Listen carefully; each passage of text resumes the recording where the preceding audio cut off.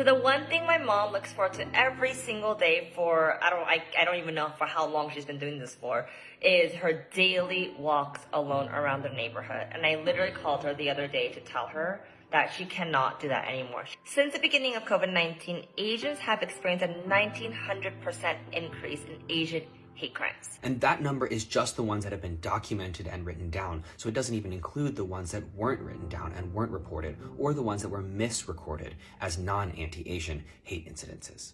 So growing up in a predominantly white neighborhood with very few Asians in my city, I've been called chink, gook, chungli, go back to China. And guess what I did?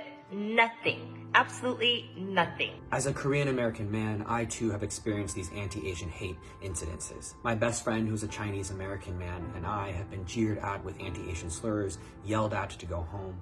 My mother and her Asian American friends have been spat on, coughed at, and also experienced many anti-Asian slurs. And we might not think that calling COVID-19 the quote Chinese virus or the Kung flu or the Wu flu are bad or even connected to this violence, but it absolutely is, because that emboldens that racism. It emboldens those anti-Asian hate sentiments. And they might not, again, seem connected to you, but they are born out of the same racism. They are born out of the same anti-Asian hate. We're just taught to stay quiet and turn the other cheek, just mind your own business. We have all been trapped in this model minority stereotype. You guys all have heard, oh, Asians are smart, they're good at math.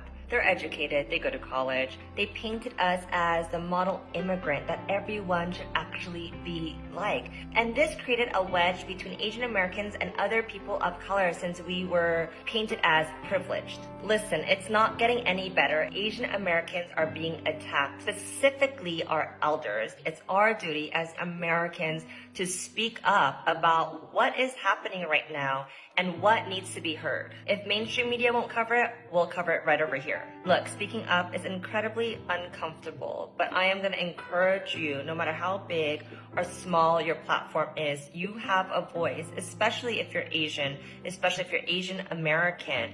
We all have our own story and we cannot be silent. Let's break the model minority stereotype and let's stop Asian hate. I want to talk about the uptick of anti-Asian violence happening recently. It's important to stand up for our community and to prevent this from continuing. But being anti-Black or anti-BLM, calling for increased police surveillance is not the answer. The police aren't going to fix this. Like, an Asian 19-year-old was shot and killed by police on December 30th while he was having a mental health crisis and had his hands up. Police brutality is an issue that affects the Asian community as well. The violence against Asians occurring is a symptom of white supremacy and should be another reason for solidarity. I want to make it clear that awareness should not be the end goal of your activism. It's a way to rally people to support your cause and incite action, but it's not going to solve the issue. Protests, for example, are a tool used to put pressure on a government or other higher-ups to respond to the demands of a movement. There needs to be actual demands and measures to address the problems of a system.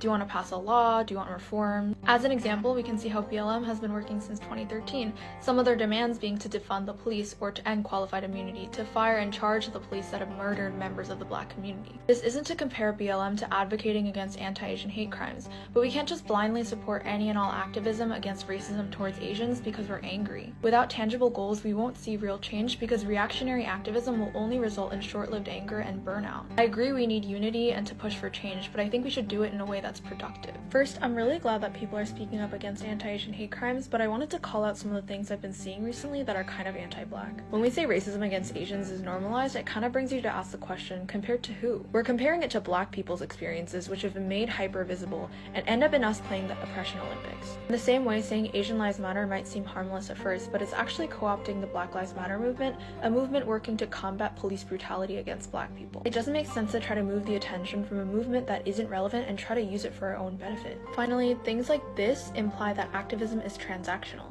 Just because we advocated for BLM or supported others doesn't mean they owe their support back. And we can talk about Asian issues without taking away from theirs. Please realize that being anti-Black when spreading awareness about the anti-Asian violence happening recently is not only unproductive but also harmful. Asian liberation is so inextricably linked to Black liberation, and we should be working to uplift each other. This isn't just happening in violence on the news, this is happening to Asian Americans everywhere. In a society that is willing to blame an entire ethnicity of people, Asians as a whole, or even anyone who looks Asian, is the same society that is killing us. and that has to stop. If you'd like to help out or support the AAPI, Asian American Pacific Islanders community, the first thing and most impactful thing that you can do is stop calling COVID-19 the Chinese virus, the Wu flu, or the Kung flu. Call it COVID-19 or coronavirus. You should also be calling out your friends when they say that. If you have friends that are saying Chinese virus, tell them not to say it. Explain why. Send them my slides to explain why you shouldn't do that. But that's really important and the number one thing that you can do right now. The next thing is that you should be following Asian American creators and educators on your social media platforms. My favorites are Amanda Nguyen, Teach and Transform, and Michelle Kim Kim, among others. You can also follow me at Pink Metre. I also post about these kinds of things. Lastly, support Asian American organizations such as the Smithsonian APA, Asian Pacific Americans Association. In the end, fear is totally valid. Racism is not. Fear does not ever justify discriminatory behavior, bullying, or verbal and physical abuse. Racism will not protect you from the virus. Racism will not end the need for quarantine or for social distancing. And racism will not return the world to pre-pandemic life. So, wear your mask, wash your hands, stay home if you can, and don't be racist.